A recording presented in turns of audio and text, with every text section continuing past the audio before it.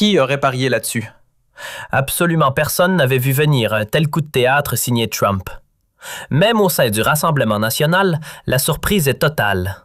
À un niveau que peu de cadres du parti auraient osé anticiper, c'est bel et bien Donald Trump qui surgit aujourd'hui au cœur de la scène politique française, avec fracas et sans prévenir. Une rencontre concrète avec... Qui aurait parié là-dessus? Absolument personne n'avait vu venir un tel coup de théâtre signé Trump. Même au sein du Rassemblement national, la surprise est totale.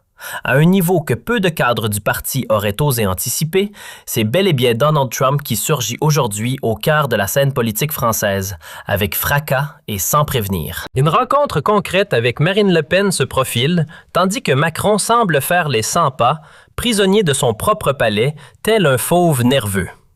Ne quittez surtout pas la vidéo, car ce qui arrive dépasse l'entendement.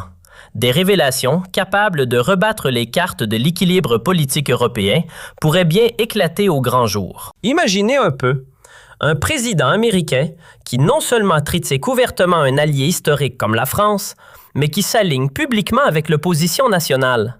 C'est du jamais vu, et les conséquences pourraient être dévastatrices pour l'establishment européen. La première nouvelle du jour. Trump semble avoir un succès surprenant avec sa plainte contre la BBC. La BBC, l'équivalent public en Grande-Bretagne de nos chaînes d'État, aurait manipulé du matériel vidéo de Trump lors de sa campagne électorale en déformant ses propos pour le faire passer pour un extrémiste. Il réclame maintenant des dommages et intérêts à hauteur de milliards de dollars, arguant que ces manipulations ont nui à sa réputation internationale et influencé l'opinion publique mondiale. Mais attendez. Ce n'est pas tout. Nos propres médias publics en France, comme France Télévisions et Radio France, ont diffusé exactement les mêmes manipulations, comme le prouve un article récent et accablant de Neos qui détaille comment des extraits tronqués ont été repris sans vérification. Ces médias, financés par nos impôts, ont-ils agi par négligence ou par parti pris idéologique? La question se pose sérieusement. Si les relations franco-américaines restent aussi glaciales qu'elles le sont actuellement, ce moment ne devrait plus tarder. Une vague de poursuites judiciaires pourrait bien s'abattre sur les médias français, forçant une remise en question profonde de leur impartialité.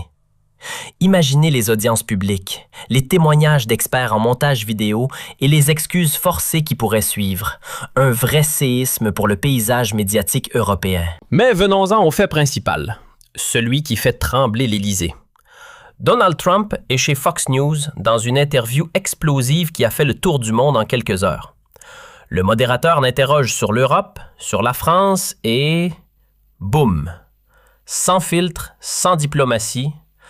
Macron, c'était un désastre total, dit Trump avec son franc-parler habituel. Il rend personnellement responsable le président français Emmanuel Macron de la chute vertigineuse de la France sur la scène mondiale, pointant du doigt une série de décisions catastrophiques.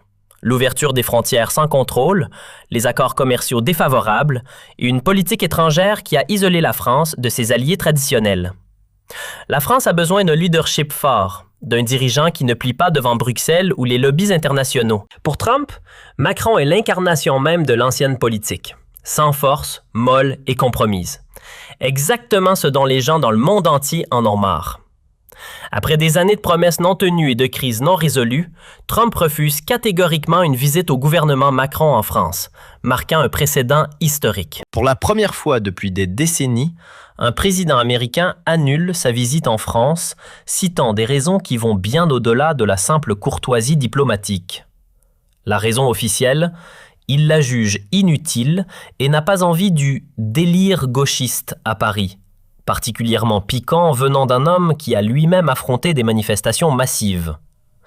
Mais en coulisses, c'est encore plus tranchant. Du cercle rapproché de Trump, on apprend que Macron a essayé plusieurs fois d'organiser une rencontre avec l'ex-président via des canaux diplomatiques discrets, des appels personnels et même des intermédiaires européens.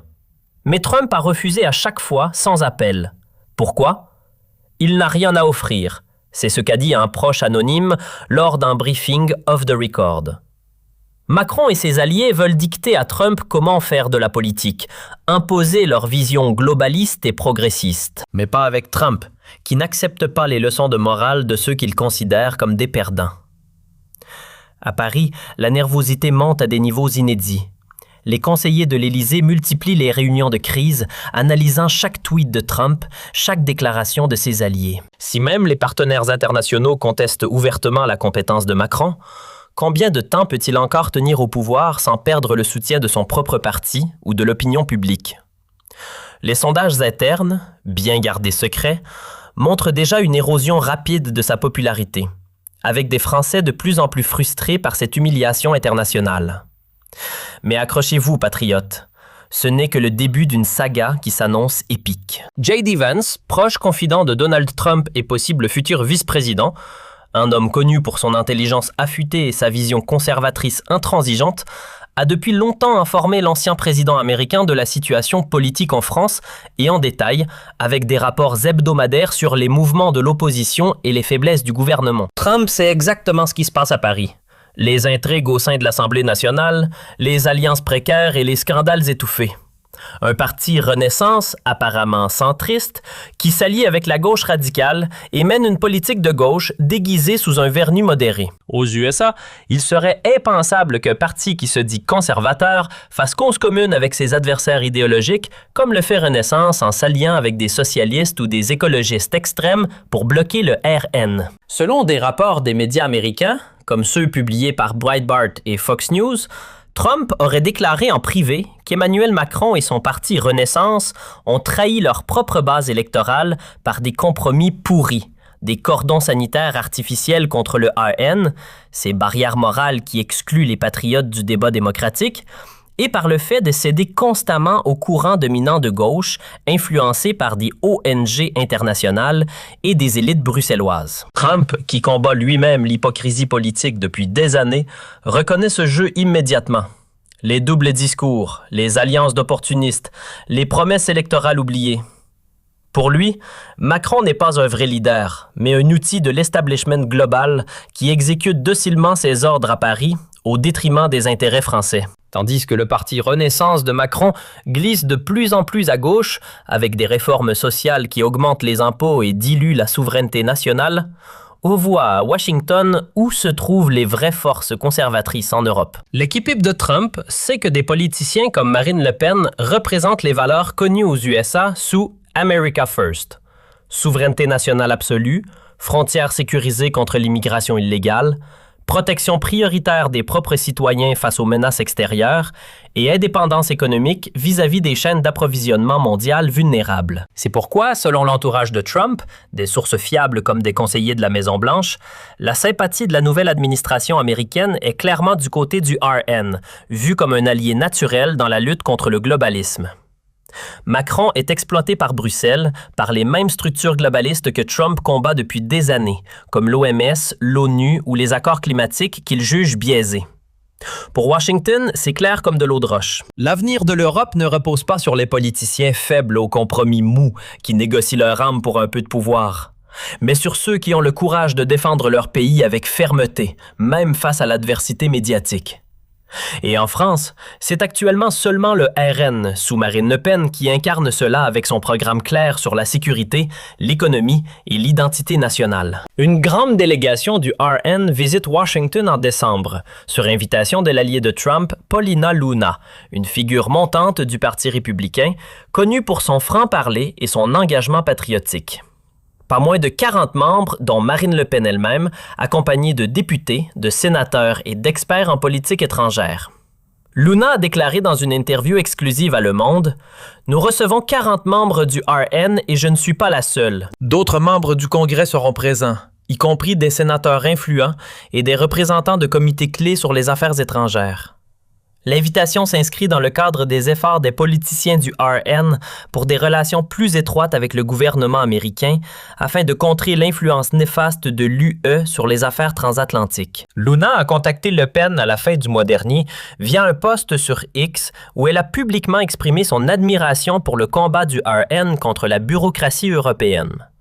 Le Pen a réagi positivement et s'est déclaré prête à discuter des détails supplémentaires, y compris des partenariats économiques et des échanges sur la sécurité. Luna s'est activement penchée sur les allégations des patriotes français qui affirment être persécutés en France en raison de leurs opinions politiques.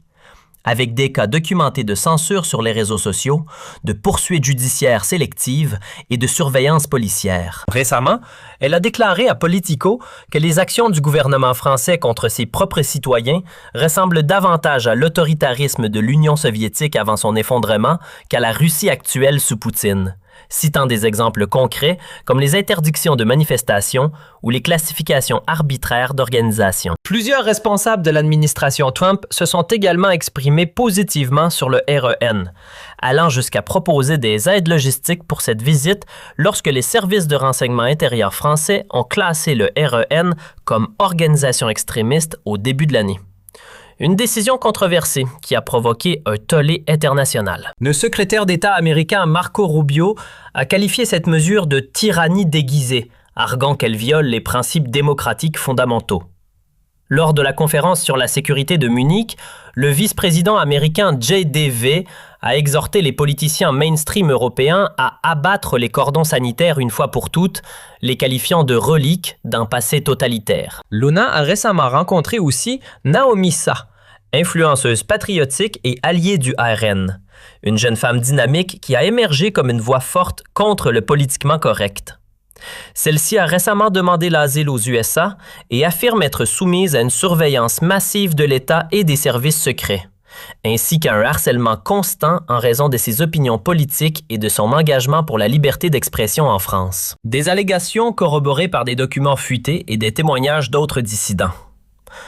Je la considère comme une jeune femme formidable et je suis convaincu qu'elle a un avenir prometteur. Nous allons donc la soutenir pleinement, a dit Luna dans un communiqué. Je ne vais pas seulement l'aider, elle, mais aussi d'autres dans des situations similaires, en facilitant des visas, des protections légales et des plateformes pour témoigner. J'espère que cela déclenchera au moins un dialogue ouvert sur la façon dont le gouvernement français traite ses propres citoyens. Peut-être même une enquête internationale. Après le voyage de décembre, une plus grande conférence devrait suivre au début de l'année prochaine. Un événement massif baptisé Sommet pour la souveraineté nationale. Un contre Davos axé sur la souveraineté des nations, où des leaders conservateurs du monde entier se réuniront pour discuter d'alternatives au globalisme avec des panels sur l'immigration, l'énergie et la défense.